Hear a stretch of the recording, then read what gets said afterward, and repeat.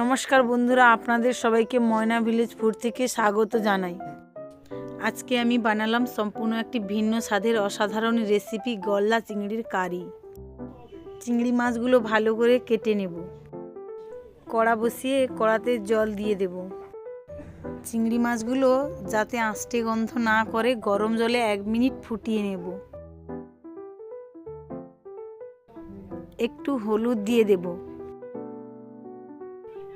একটু নুন দিয়ে দেব। মাছটা ফুটতে থাকুক। শিলনোড়াতে মশলা করে নেব।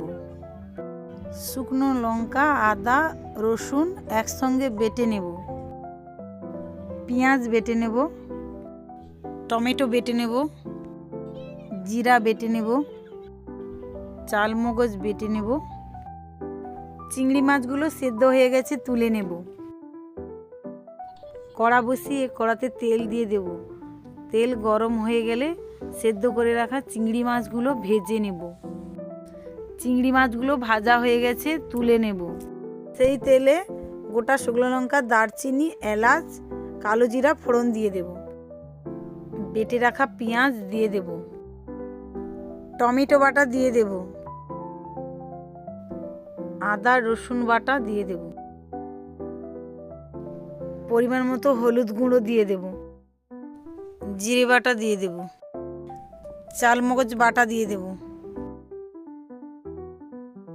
কাশ্মীরি লঙ্কা গুঁড়ো দেব। স্বাদ মতো চিনি দিয়ে ভালো করে মশলাটা কষিয়ে নেব। মশলা থেকে তেল ছেড়ে এসেছে, ভেজে রাখা চিংড়ি মাছগুলো দিয়ে দেব। ভালো করে 2 থেকে 3 মিনিট কষিয়ে নেব। চিংড়ি মাছগুলো কষানো হয়ে গেছে, জল দিয়ে দেবো। জল দিয়ে 2 থেকে 3 মিনিট ভালো করে ফুটিয়ে নেব। ফোটানো হয়ে গেছে, নামিয়ে নেব। বন্ধুরা, ভিডিওটি যদি আপনাদের ভালো লেগে থাকে আমার চ্যানেলটিকে লাইক, কমেন্ট ও সাবস্ক্রাইব করুন।